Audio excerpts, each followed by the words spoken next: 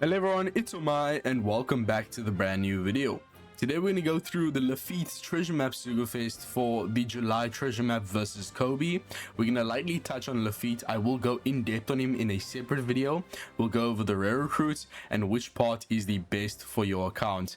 So I must say, just as a premise, the new Lafitte is an incredible character and there is a really good part on the Sugo-Fest. We do have new rare recruits Doc Q and Kuzan. Usually these treasure map rare recruits are absolute bangers, so let's just take a look at what these characters are doing.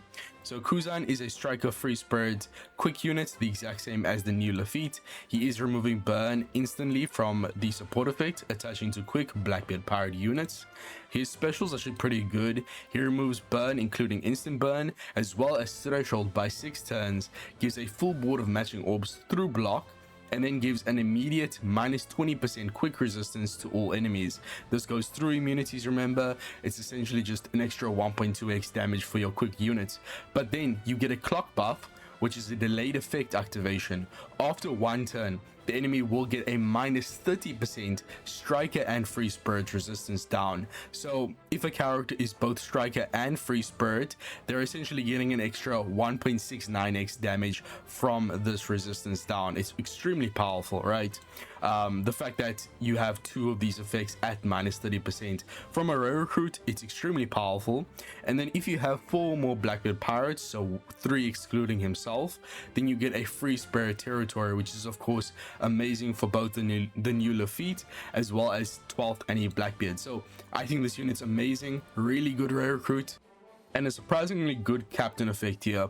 He's going to boost your attack by up to like 5.5x if he becomes the captain in the middle of the quest, and also removes all kinds of burn by 4 turns. So this does tie into the new Lafitte. He does work with captain shifting abilities, which is quite exciting, but either way, that is a pretty solid captain effect for a rare recruit, right? His sailor abilities aren't anything too special. He's buffing chain additive boosts with a tap if he has a quick orb, and then just a stat buffing first sailor ability. Nothing special from the potential abilities either. But let's take a look at Doc Q. I actually haven't seen what he does yet. He is reducing bind and paralysis. Okay, really powerful. So that also removes paralysis orbs and changes them into matching.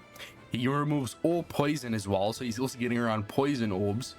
Okay, that's really good. Okay.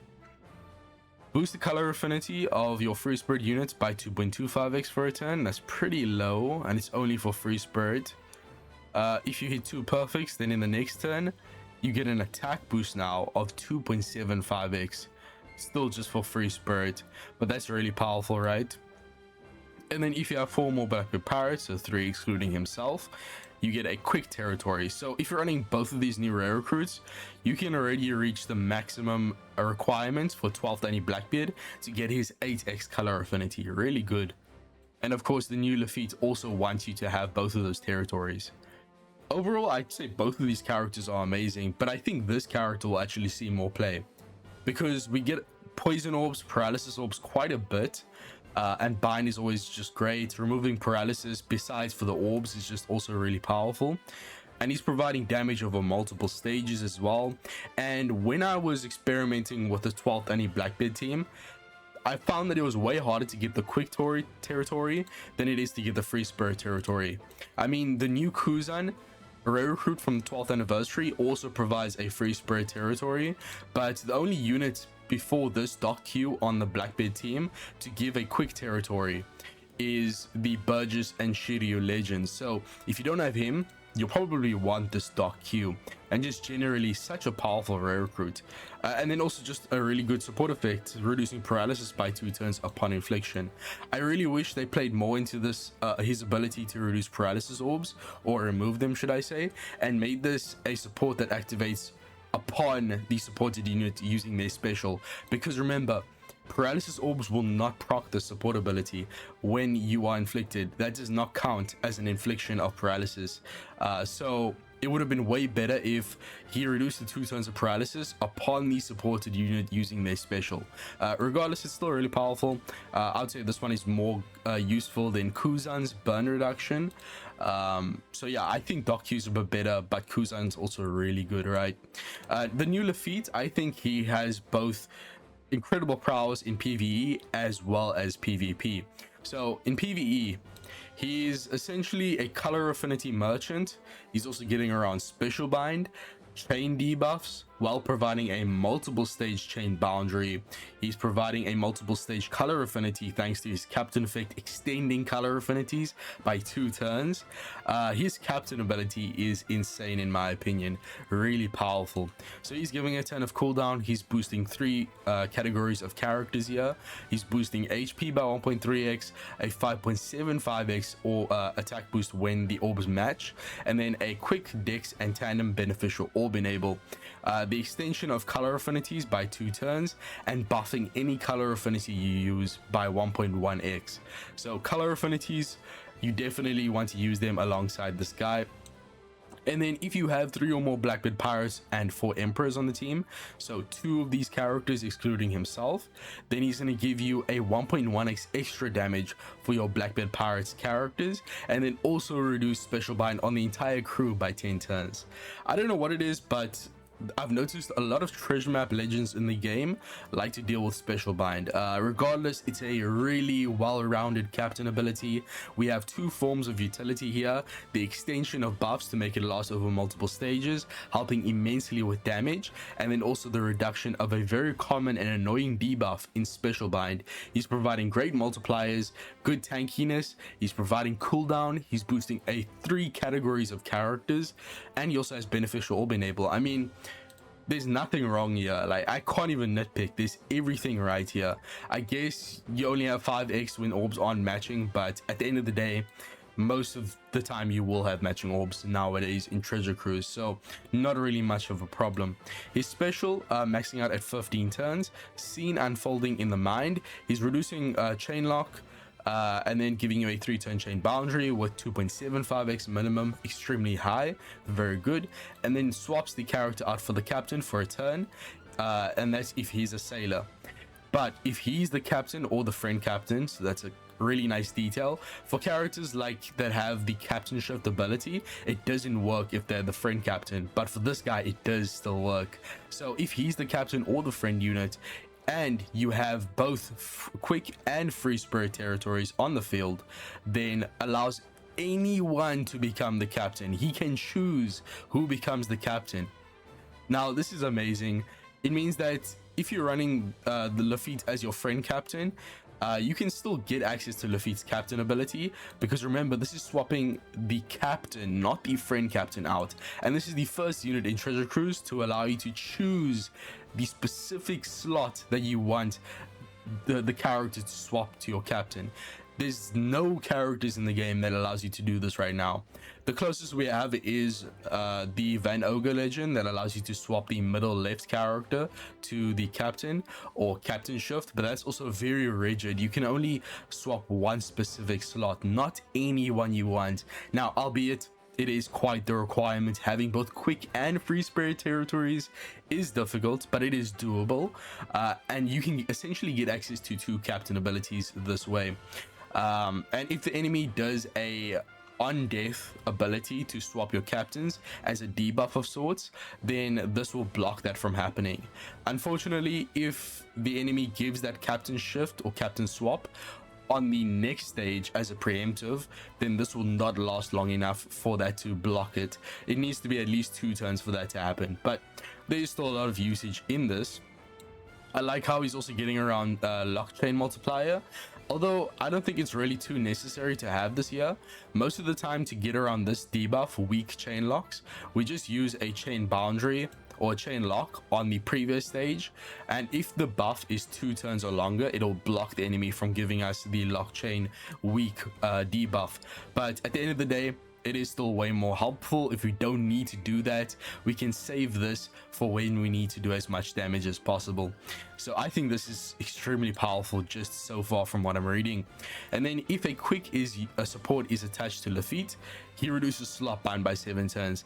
This is getting me a bit worried because I haven't looked at the treasure map gimmicks, but if there's slot bind, it's going to be very annoying to get around because they don't boost Rokyugyu treasure map legend this time around, and he's the best way to get around slot bind from the usual treasure map boost list.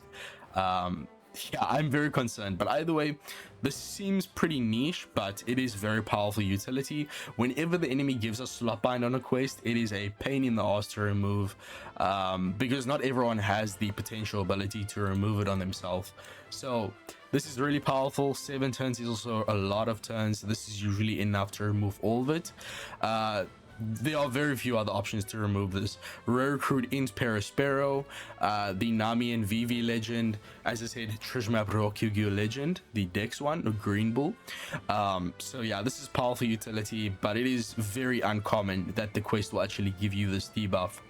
If there's an int support on Lafitte, he'll give a chain additive buff instead. And then if Blackbeard has used his special in the turn before Lafitte, then he will turn existing color affinities into stackable color affinities, but reduce its multiplier by 1x.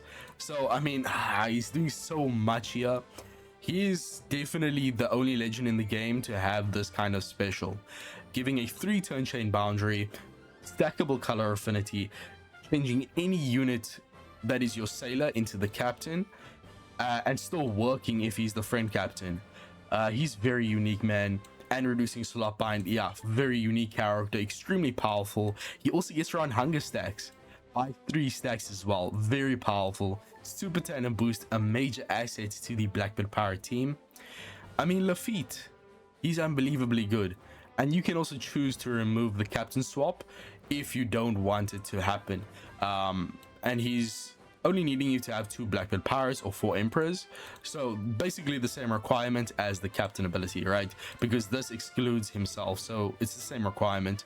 And he can be used as a sailor here, the super class, which will turn your striker units into super strikers, which is essentially just 1.2x extra damage, and then also makes color affinities, existing color affinities, be buffable twice. Overall, Lafitte, I am thoroughly impressed. Also, I don't know why he has a 2-turn chain additive buff. I guess it's because of Super Boss, because we usually burst over 2 turns now. So having a 2-turn chain additive buff here is actually pretty good. The only unit in the game to actually do that. Final stage, a 2-turn chain additive, and 0.7 is the highest usually that we get. So very powerful. All Blackbeard Pirates, not even just the quick ones. Yeah, really good, man. Really solid unit.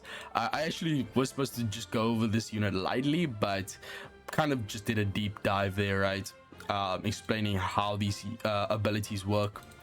He doesn't have any crazy sailor abilities, making this beneficial orb enables pretty nice. Not many ships will make that matching, so that's pretty cool.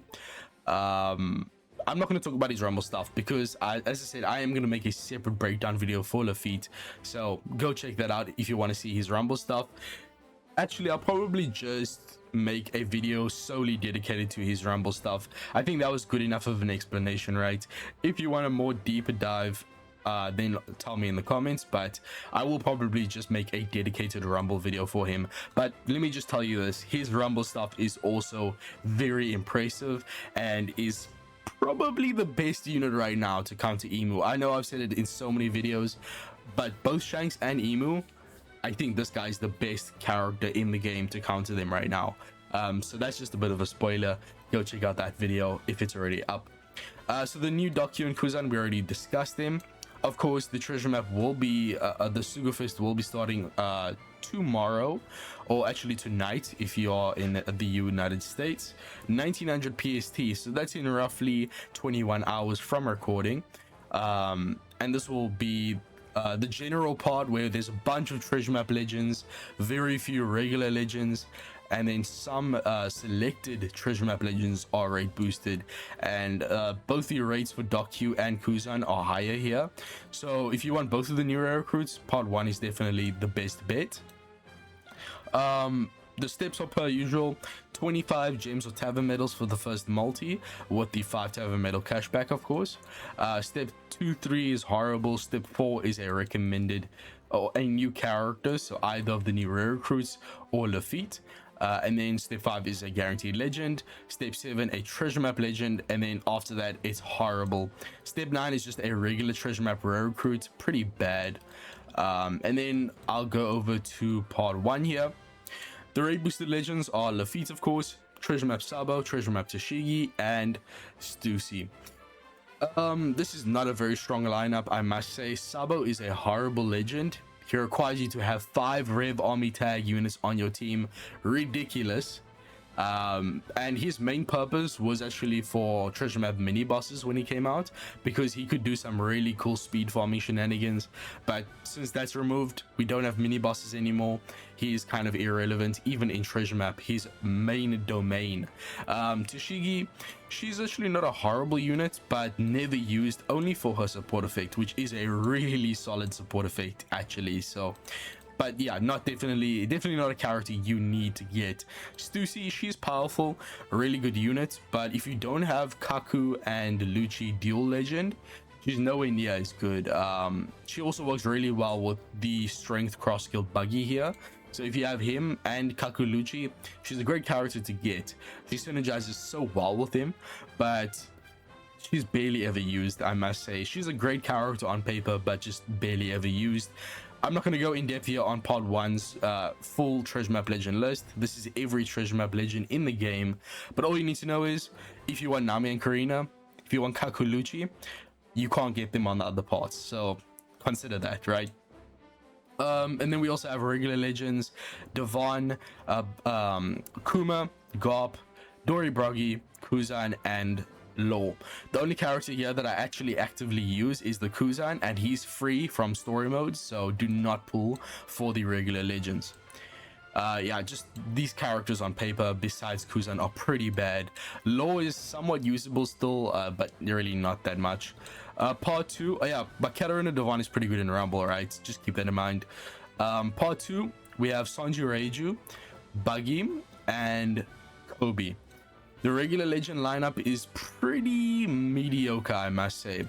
The only character here that I really use a lot is Brook and Dual Blackbeard. Dual Blackbeard though needs his level limit break 5 and super evolution to be good. Summer Nami is also pretty nice. The rest of the characters are fairly weak. I mean, I do think Emmett's still quite powerful. People use him a lot in duels as well, but I don't really use him as much. But Emmett is Emmett. He's pretty solid, good pickup. But overall, I would say this Kobe is pretty mediocre. He's not that great of a legend. I've tried to use him so much before, but he never ends up coming through for the team. Buggy, this is a great legend, also reducing special bind as a captain.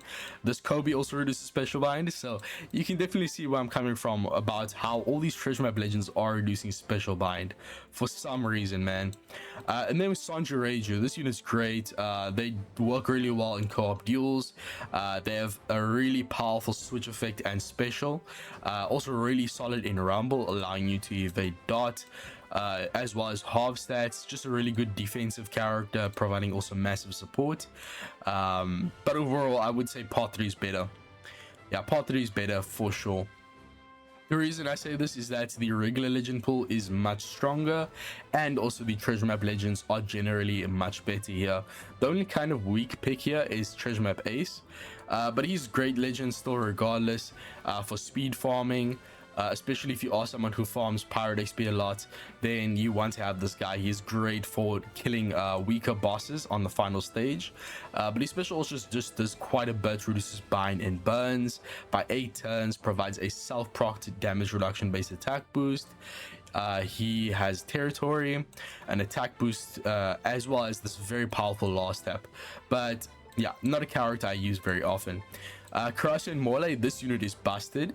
They get around special rewind, they extend these buffs, they provide massive cooldown, and their special is massive, giving you paralysis reduction and poison reduction. So he gets around both types of orbs, paralysis and poison orbs.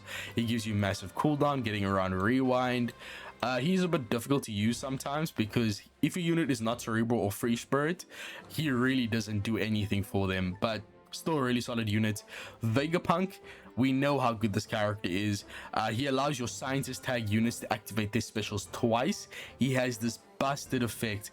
If 6 cerebral characters and 3 or more scientists are on the crew, so that's 2 besides himself, then reduces middle row characters who are scientist tagged by 15 turns of cooldown. That's essentially a double special activation for 2 units. It's just ridiculous. He also gives a color affinity and or boost, a very considerable multiplier. He reduces 2 very common gimmicks by a massive amount of turns. This unit's just insane sub, not really as much as a captain. He's still really good though. He gets around special rewind, gives you cooldowns, but he's also pretty decent in Rumble. I've seen some people use him, but not so much, mainly for his PvE functions. High damage content, he thrives. And then Van Ogre, this legend I can rant on about for years, bro. Captain ability is reducing rewind, giving cooldowns, and then his super class is giving you barrier reduction, and then his special is doing everything. He's getting around rewind, chain, bad chain locks. He's giving a chain boundary, so very actually similar to the new Lafitte, giving a chain lock reduction and then giving a 3-turn chain boundary. But then he's also providing an advantageous class effect buff, allowing the bottom left to swap into the captain for 3 turns. So he's kind of just the accessible version of the new Lafitte. If you have him, you might want to consider if you really need Lafitte, because Van Ogre does a lot that Lafitte does, right? But also Frankie, yes, he's available in the middle exchange, but it's way better to just pull him here. He's still an amazing character for the strength super boss.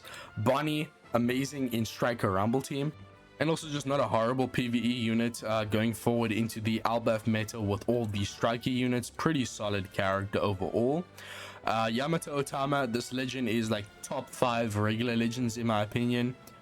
Like, oh my days, this unit's doing so much, bro. I don't even want to go into it because I'll be sitting here all day, but if you use them properly with the right characters, they do so much for the team, bruh. Unbelievable. Usopp and Lilith, you should have gotten them for free from the selectable legend, but if you chose Toki legend instead from that pool, then this is still a great way to get Usopp and Lilith. Whitebeard versus Blackbeard, specifically the versus Whitebeard form, is still so busted with amazing captain and special, reducing blowaway and despair as a captain, and then his special gets around stun, gives 3-turn chain boundary, and then also gives you a chain growth rate buff. Yeah, really solid unit, and a full board of matching orbs through block. Overall, I would say those are the main big hitters. I do think the V1 Sword Legend is underrated, very good for PvE, since you can charge their special multiple times with their captain ability, and also pretty good in PvP still. If they land their confusion on the enemy, it's pretty much game over for them. So I actually should test them out again. It's been a while. Strength Burgess, great for Grand Voyage. Quick Momo, great support ability, one of the only supports in the game besides Treasure Map Legend Crocodile to actually give you a chain boundary with a support effect. Really solid, and also just great special effect, very great for PvE. So I mean, barely any misses here. You can also use Kuma to get around blowaway. Everyone here has a purpose. Black Maria, of course, we have her super evolution now. She's an insane unit, but you should have gotten her free copies from Rumble. But it's always nice to get her to that level number break 3 because of how much better her captain ability gets. So there's value in everyone here. There's value in every single unit on part 3. That's why I think you should go into this part. Now, one thing I think not going for part 3 is that the new Kuzan is rate boosted as opposed to Doc Q on part 2, and as we discussed, Doc Q is a bit better, but at the end of the day, the Kuzan is still amazing. I definitely think part 3 is the way to go if you are planning on doing pulls. And if you are doing pulls, do not go past multi 5. I would say, even if you are a whale. We do have massive Sugo-Fest coming. Yes, the new Lafitte and the rare recruits are amazing, especially if you have all these 12th Annie Blackbeard units already in your box. But hold off, do the discount multis, mainly for part 3, and that's going to be about it for the video. Thank you guys for watching. Stay tuned for the Rumble analysis, as well as the video discussing the new treasure map Garp, which, by the way, his artwork is legend level. Honestly, his artwork looks more like a legend artwork than the new Lafitte, I must say, bro. It's crazy. But also, just we need to talk about treasure map in general. The new the update that came last month was not all treasure map legends being boosted anymore. It's ridiculous. So I wanted to talk about this treasure map in general, the kind of gimmicks we're seeing, the best kind of units to go up against it, as well as is the boosted list this time actually good and much better than last month's. I also have a video talking about the new PKA update, so stay tuned for that. And also there is a promo code for Rainbow Gems in the web store for free, so we're all going to discuss that in a separate video. But I'll see you guys in the next one. Make sure to like, subscribe. Peace, and I'm out.